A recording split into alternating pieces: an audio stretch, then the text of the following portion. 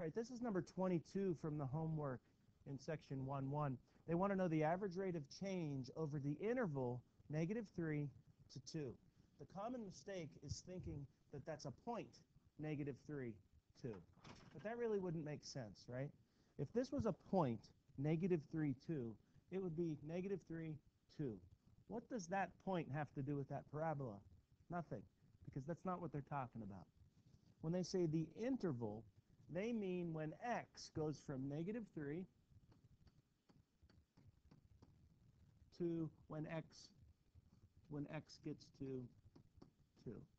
So x1 is -3, that's like your left boundary, and x2 is 2, that's your right boundary.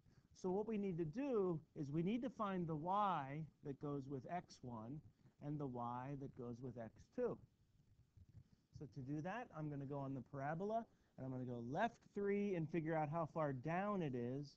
It looks like -5. Everybody agree? So -3, -5 would be like point number 1. And then we need to go to 2, 0. That's on the parabola for point number 2.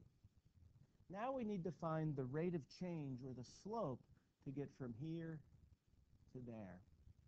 So if you want to use your old slope formula, y2 minus y1, x2 minus x1, you could do that. So what's 0 minus -5?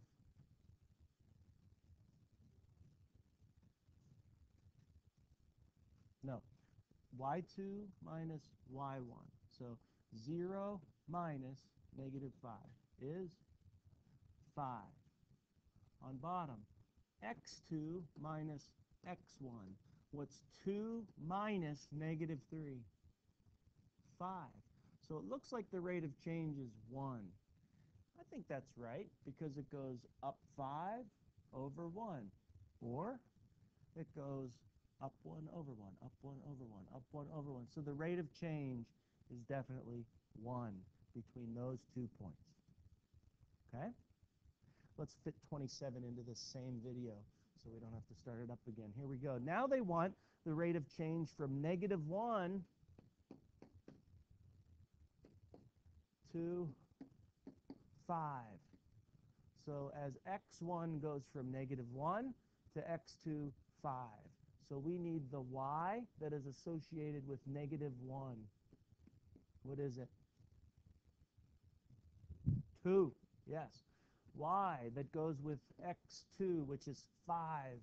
So this looks like it's at 5, -1.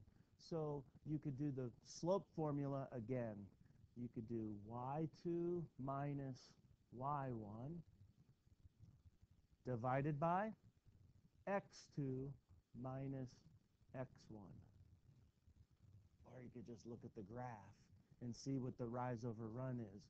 It looks like it's down 1 over 2, down 1 over 2, down 1 over 2. Or down 3 over 6, down 3 over 6. That's why they're saying the rate of change is -1/2. Okay, -1/2. So that's how we do these rate of change problems. They're giving you the x's where it starts and stops, not a point.